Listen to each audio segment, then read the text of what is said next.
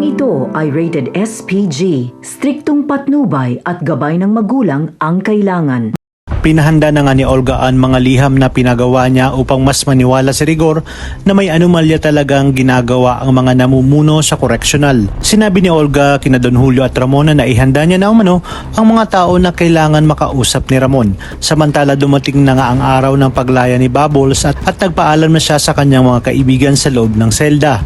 Dito nga ay sinabi ni Espinas na tuloy na ang paglaya ni Bubbles at dagdag pa niya na alam niya ang kalidad ni Bubbles at madiskarte kaya naman baunin niya umano ito sa paglabas niya ng kulungan. Ngunit may pakiusap si Espinas kay Bubbles na kung ano man umano ang nalalaman niya sa loob at mga nakita ay sana maiwan na lang dito. Dagdag pa ni Makasantos na lalo na ngayon na mainit si Chief Espinas at pinaiimbestigahan siya at sana ay wala ng ibang makaalam ng mga ginagawa ni Bubbles sa loob.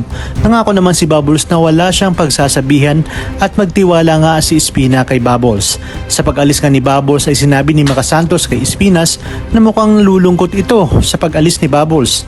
Sinabi nga ni Espinas na magaling na bata si Bubbles at malaki umano ang pakinabang niya kay Bubbles kaya malaki din ang panghihinayang niya na nawala si Bubbles sa kanila.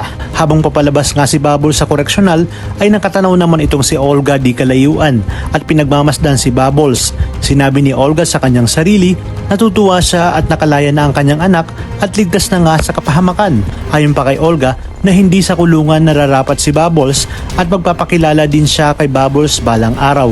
Nang marinig ni Tendeng na may kausap na abogado si Senyor Facundo ay agad niya itong sinabi kay Noy. Kung kaya't sinabi ni Noy na subukan nilang kausapin si Senyor Facundo at baka matulungan sila. Dagdag pa nga ni Noy na kahit habang buhay silang manilbihan ay gagawin niya makalaya lang si Tanggol. Nalaman na nga ni Tess na magkakaroon ng hearing si Tanggol kaya't muli siyang nabuhayan ng loob at nagpresenta na dumalo sa hearing ng kanyang anak. Habang si Espinas naman ay nalaman na rin ang tungkol sa hearing ni Tanggol, nagtataka siya kung saan ito kumuha ng abogado. Kaya naman pinuntahan nila ito ni Makasantos. Ngayon, at ang mga dapat nating abangan.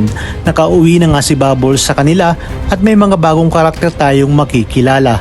Habang si Ramon at Ismael ay nagkaharap na upang linawin ni Ramon na siya pa rin ang nagmamay-ari ng Quiapo. Dumating na nga ang araw ng hearing ni Tanggol at ang nalaman ito ni Rigor ay siniguro niya kay Marites na gagawin niya ang lahat upang mabulok si Tanggol sa koreksyonal. Hanggang sa naipit na nga si Rigor dahil napag-alaman ng korte na binaril niya si Tanggol sa likod dahil lang na pagkakaabsuelto ni Tanggol sa kaso niya. Panibagong buhay ang naghihintay sa kanya sa labas kasama nga itong si Marcelo.